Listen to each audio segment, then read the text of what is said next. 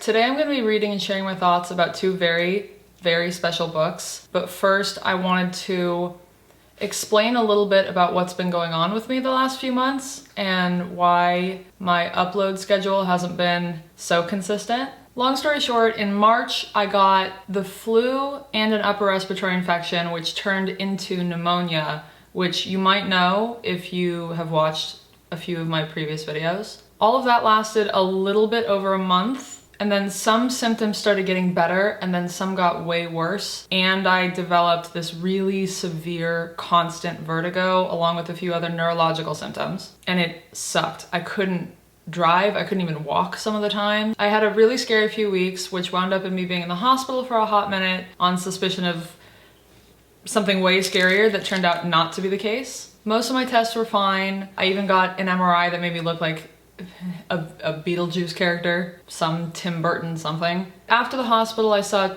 2 ENTs and 2 neurologists, and we wound up figuring out that some of the infection from the pneumonia wound up spreading into my brain through my vestibular nerve. So what I had was called vestibular neuritis or vestibular neuronitis, which caused inflammation of the vestibular center of my brain, and that wound up triggering something called mal-de-débarquement syndrome, which was the horrible vertigo. And because of all the inflammation, the whole thing feels like a weird fever dream. There were a few weeks where I wasn't able to form solid memories, and I had mild aphasia, which for me mostly meant that I had trouble remembering words, but at the worst of it meant I couldn't properly speak and I couldn't always understand when someone was speaking to me. So that's what I've been dealing with for the last 3 months. I'd say right now I'm like 95% better, and I was finally even cleared to drive a few weeks ago. So I'm now driving again for the first time in almost 3 months. Although I do still have some memory problems that come up from time to time. I'm still forgetting words sometimes. Last week I forgot the word for tomatoes. So all of that is the reason that my upload schedule has been not quite as consistent as I would like it to be, especially in the very beginning of my YouTube journey. You know, there were a lot of times where I couldn't even walk, much less hold or read a book. So, you know, what happens, happens. And now about today's books. Everything that was happening to me felt extremely scary and very uncertain. And in the midst of it all, literally as I was leaving my house on the way to a doctor's appointment, I find these 2 packages sitting on my doorstep. And they turned out to be books that 2 of you sent to me. And I don't know what insane timing happened here, but to be sent gifts for absolutely no reason, to be reminded of the community that we're building here around books and movies and escapism.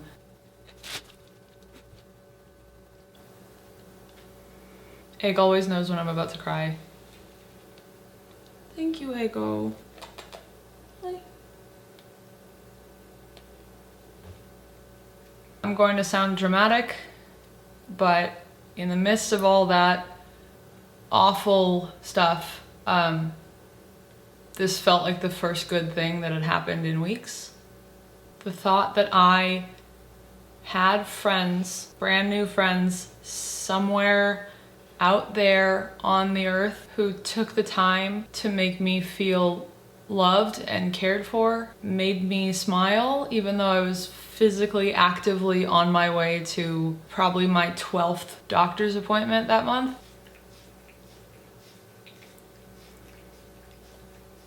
And I cannot properly say thank you for that, for giving me something that I really, really needed at the exact right moment. Egg, this is an emotion.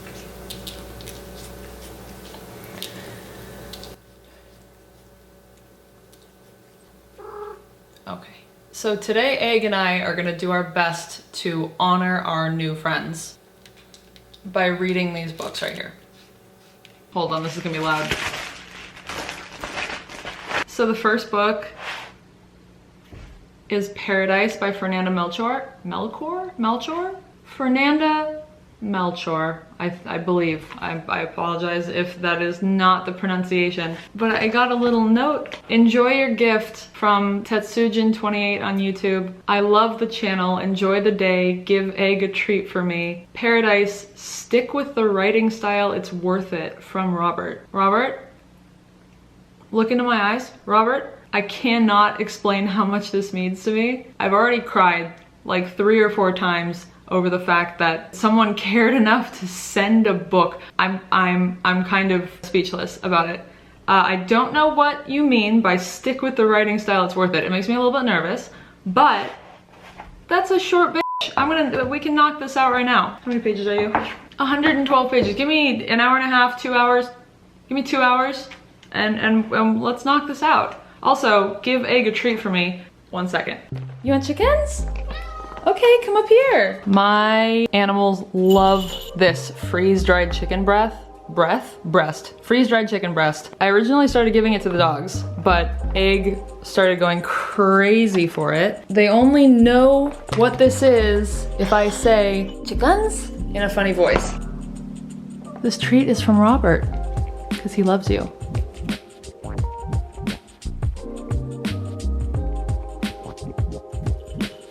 Oh, hello. Do you want chickens? And here's the second dog that you haven't met yet. This is Rosie. Rosie, sit. Okay.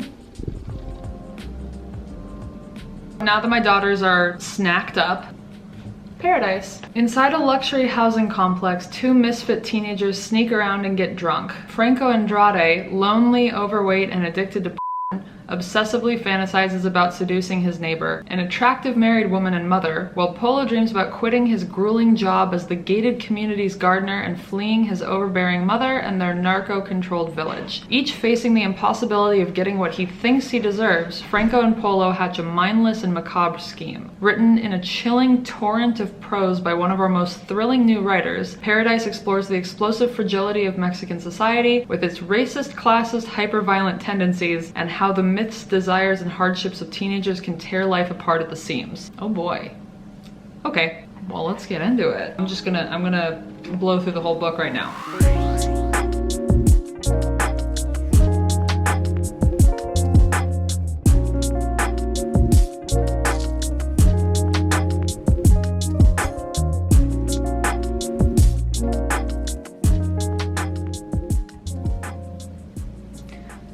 Okay, this book starts out rough. First of all, I understand what Robert was saying with stick with the writing style, it's worth it. First of all, there's no chapters. There's barely even line breaks. Every once in a while, there's a single line break, but for the most part, it's just pages and pages and pages of this. It's a stream of consciousness. We're inside Polo's head, and it's just a barrage of his thoughts. And my God, it's gross to read. Polo is a teenager who hangs out with this other teenager, Franco, who he doesn't actually like. He's constantly talking shit.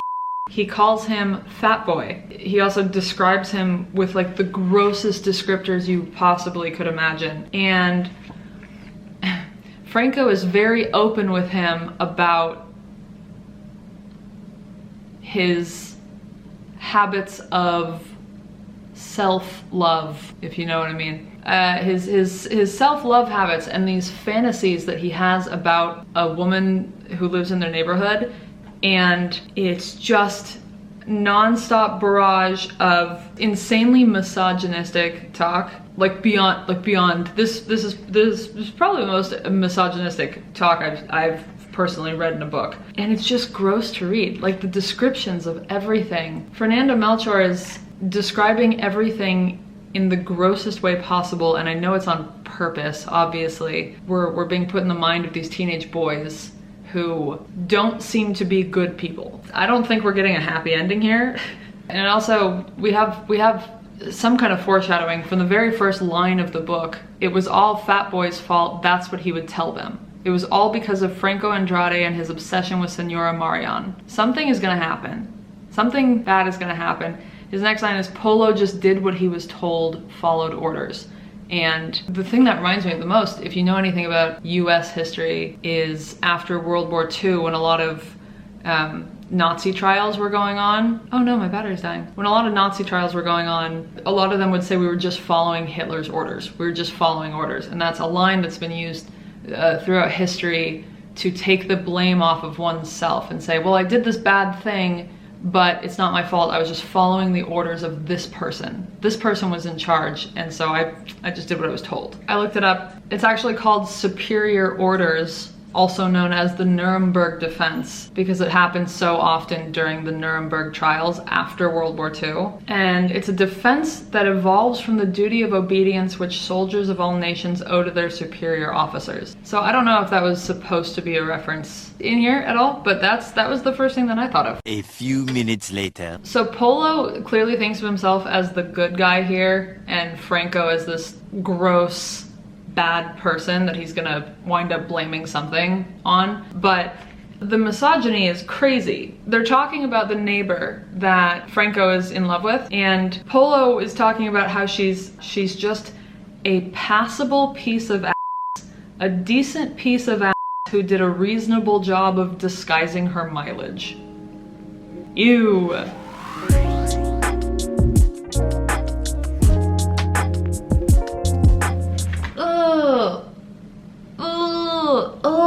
Okay, Fernanda Melchor does such a good job at describing things in the grossest possible way, and I just read a sentence that I can't read to you. I will get cut off from Daddy YouTube so quickly, but it is just the, it's just, Robert, I'm sticking with it. It's not the writing style, although the stream of consciousness is a very particular writing style, but I'm sticking with it like you told me to through the insane descriptors and just like the general bad vibes of this whole book. The book is bad, not a badly written, it's a very well written book. You can tell that she's a very talented writer, but bad vibes from everyone.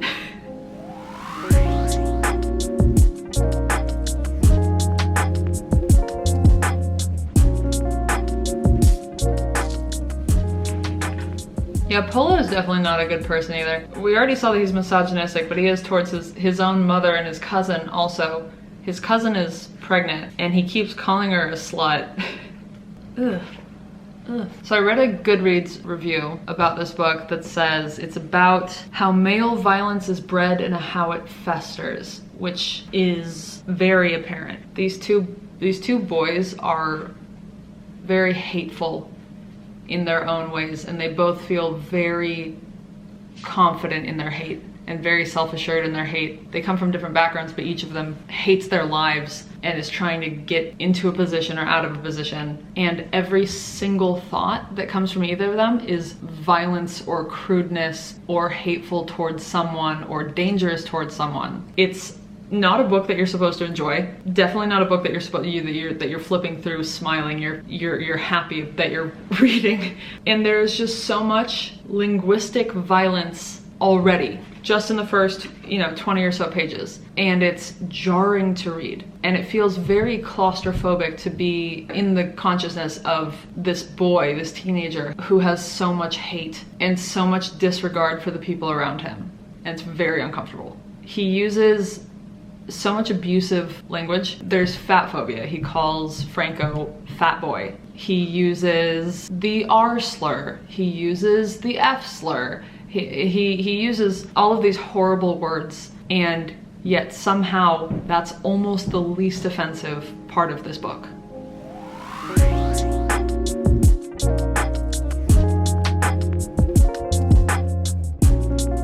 I might be reading into something too much. Polo keeps mentioning this fig tree, this gnarled fig tree that's near this spot that he and Franco meet up to get absolutely blasted every night because both of them hate their lives. I cannot think about a fig tree or read about a fig tree without thinking about Sylvia Plath's fig tree quote. And if you don't If you don't know it, I'll put it up here for you to pause or for you to read while I'm talking. It's all about a person feeling very deep existential decision paralysis and sitting at the base of this metaphorical fig tree, looking out at all the branches and each fig at the end of each branch. And each fig represents a different pathway that your life can go down. I can go down this branch and I could be a doctor. I could go down this branch and I could travel around Europe my whole life and be a painter. I could go down this branch and I could be, you know, I could have 4 kids and a white picket fence and a happy home. I could go down this branch and I could just travel around the world collecting lovers. All of these different branches that your life could take, and you just sit at the base of the tree paralyzed by indecision until you start watching the figs dry up and die and fall off the branches, and all of the opportunities in your life start dying and falling away, and they become impossibilities because you've been so frozen in the spot that you're in. And I've never related to anything more. And they keep bringing up fig trees, and maybe I'm looking into it too much, but I have to believe that metaphorically Fernanda Melchor is talking about these boys and the branches of their lives, and how instead of going down any of the branches of their lives, attempting to move in any direction at all, they're just sitting under this fig tree, drinking their lives away, being hateful to people around them, and also being so stifled by the racism and the classism that exists in the environment that they're in, that they're unable to reach for all those branches. They're unable to reach the opportunities and the life paths that should be afforded to them. Let me know what you think. If you've read this book, let me know what you think. Maybe I'm reading into it.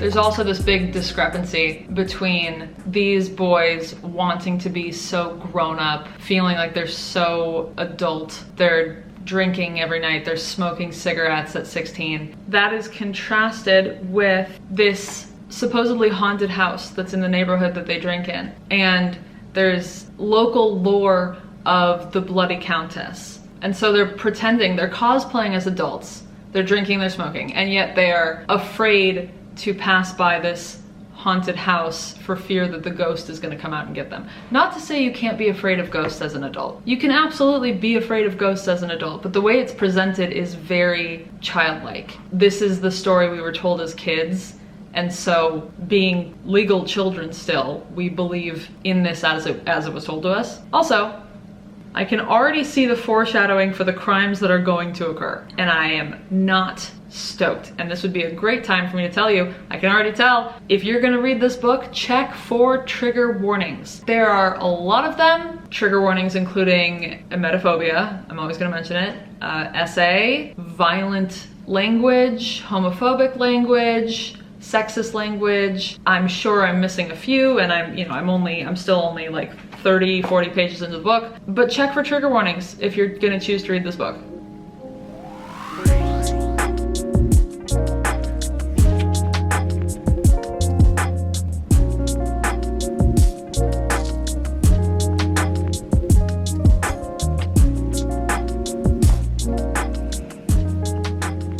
Okay, I finished the book.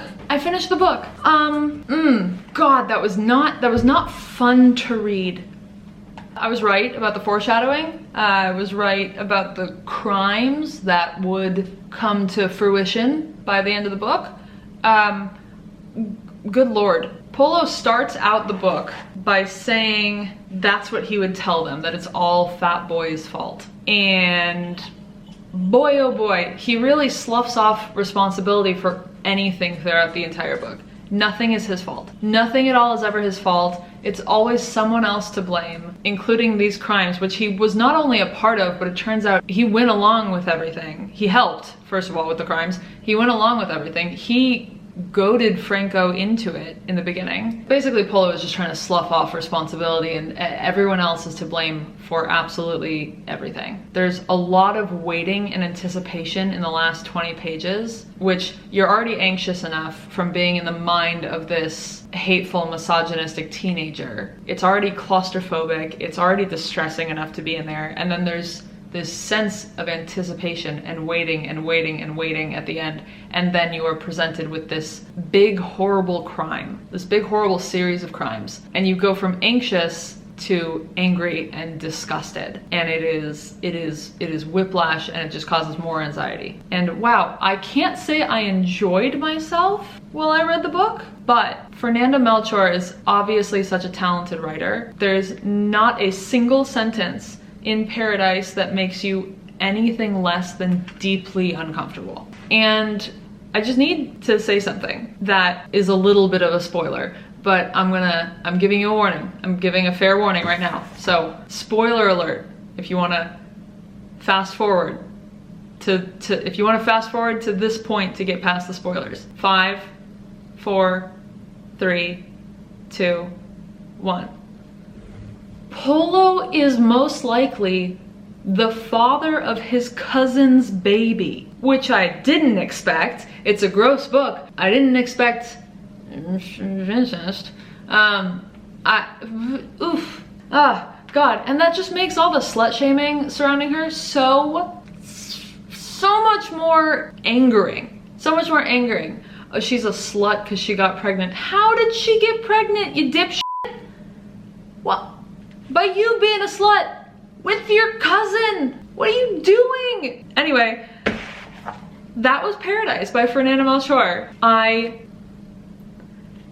think I'm gonna give it a 3. I did not enjoy myself while I was reading it, but I am glad that I read it because it feels like an important piece of work from this author. And I am very grateful to my new best friend Robert for sending me this book and gifting me the opportunity to be able to read this creepy piece of work. Next. By the way, this is the other daughter that you haven't met yet.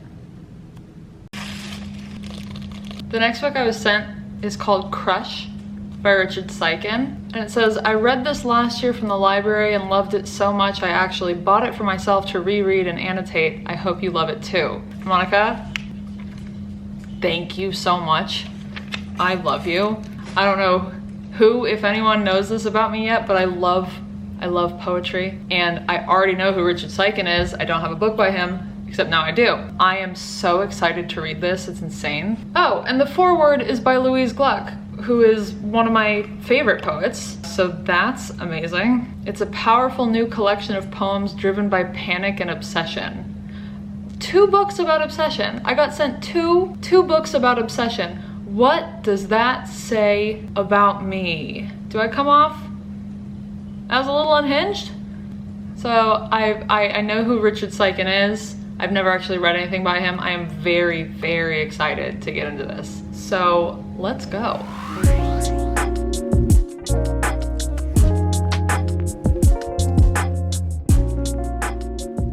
So Louise Gluck did the foreword for this book of poetry, and I just want to read this paragraph. For a book like this to work, it cannot deviate from obsession. Books of this kind dream big. They trust not only what drives them, but the importance of what drives them. When they work, as Plath's Ariel works, they are unforgettable. They restore to poetry that sense of crucial moment and crucial utterance, which may indeed be the great genius of the form. But the problems of such undertakings are immense. Plath's 1,000 imitators cannot sustain her intensity or her resourcefulness. The risk of obsessive material is that it may get boring, repetitious, predictable, shrill. And the triumph of Crush is that it writhes and blazes while at the same time holding the reader utterly. Sustaining interest seems far too mild a term for this effect. What holds is sheer art, despite the apparent abandon. Seiken has a brilliant sense of juxtaposition, a wily self-consciousness, an impeccable sense of timing. He can slip into his hurtling, unstoppable sentences and fragments moments of viciously catty wit, passages of epigrammatic virtuosity. If someone wrote that paragraph about anything I wrote, I could die happy. She also quotes Emily Dickinson, "If I read a book and it makes my whole body so cold no fire can warm me, I know that it is poetry. If I feel physically as if the top of my head were taken off, I know that it is poetry. These are the only ways I know it. Is there any other way?" And then she says a few more things, and at the end she says, "Richard Sykin, with the best poets of his impressive generation, has chosen to take Dickinson at her word. I had her reaction." So let's jump the f*** in. I'm like halfway through. It's amazing. But I've been thinking, the really great thing about poetry is that anyone can read any line of any poem and interpret it in a different way. If I'm going through situation A and my neighbor is going through situation B, we can read the same stanza and come away with two entirely different experiences and two entirely different meanings, two fully different interpretations based on our own experience and whatever we're going through. I just read a line in here. I'm not even gonna read it out loud because it's not gonna mean anything, because it doesn't matter. It doesn't matter what the line is, but I just read a line, and because of something I'm going through right now, it means something entirely different than I know it would have meant to me if I had read this poem 2 weeks ago. And I know if I reread this book in a year, that line is not going to mean the same thing, and it's not going to hit me the way that it just hit me right now, unless I'm going through the exact same thing a year from now, which I hope I'm not. But this is one of the reasons I really love poetry, and I really hope I can convince even one person who doesn't usually read poetry to read more poetry, to at least try it out, because there are so many interpretations. And I know that for some people it can be intimidating. I know people who think that you can take something the wrong way, or that you're not a poetry person. I know someone personally who used to think that they were too dumb to understand poetry, but that's not what it is. That's not at all what poetry is about. It's supposed to be you taking it in, taking your own life experiences, taking your situations and your emotions and what you're going through and interpreting it in whatever the way you're going to. And it's gonna mean to you exactly what it's supposed to mean to you in that moment. And these two little lines in this book just meant to me exactly what it was supposed to mean to me in this exact moment. And then, like I said, when I read it a year from now, 5 years, 10 years from now, it's gonna mean something else. And that's what it's supposed to mean right then. Or maybe it won't mean anything at all to me then. And it's not supposed to mean anything at all to me then. Am I making sense? Am I making sense? If I'm not making sense, ignore me. But I just think poetry is amazing, and I really, really hope that some of you watching this will give it a shot. Okay, back to reading. I just finished Crush, and good lord, that was beautiful. I had never read anything by Richard Sykin before, and now I just want to read more. There's kind of a thread of a story that goes through all the poems, and then in the last 2 or 3 poems, there's callbacks to earlier poems. So there is a storyline, not really that you're following. It's not a linear storyline. It's not the most cohesive storyline, but there are threads of a story here. And Richard Sykin captures gay longing so beautifully. By the way, happy Pride Month. I'm not gonna read the whole thing. There's too much, but his poem Wishbone really got to me. And just look at how much I underlined here. Look at how much of that poem is underlined. You can really feel these themes of obsession and desire throughout also shame and fear throughout the whole book. I usually like to go slowly with poetry. I don't usually aim to sit down and read an entire book of poetry in one sitting, but I'm really glad that I did with Crush because of the through lines and because of the way it wraps up. I'm just gonna read part of one of his poems. So this is a portion from a poem called You Are Jeff. You're in a car with a beautiful boy, and you're trying not to tell him that you love him, and you're trying to choke down the feeling, and you're trembling, but he reaches over and he touches you, like a prayer for which no words exist, and you feel your heart taking root in your body, like you've discovered something you don't even have a name for. And I just love this book so much. So once again, Monica, Thank you so much for sending me this. I know you bought a copy for yourself to annotate, and now I've annotated the shit out of mine too. Look, any page I open it up to, any page at all, tons of underlining. Every single page, everything is underlined.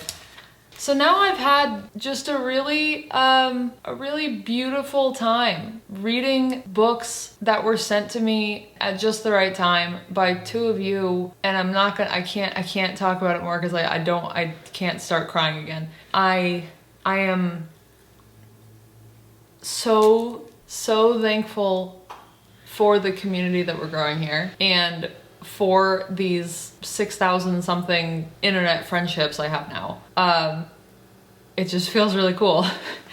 And I'm having just the most amazing time with you guys so far. So for the last time, for the final time, the most massive of thank yous to Monica and Robert, my new best friends, for thinking of me enough to send me a book. I just think that is the most beautiful thing, and I just love you. I just love you. And that's all. That's all for today. Like I said in the beginning of this video, I'm like 95, 99% better than I was when I was really sick. So, unless something else big and horrible happens, knock on wood, uploads should be becoming more regular now. I should be able to actually work. I should be able to function like a normal human person. And I will see you in the upcoming week and every other week after that from now until eternity. So that's all. That's it. That's all. Thank you for being here with me. And if you can hear my voice, if you can read the subtitles, thank you for being here. I love you, and I'll see you next time.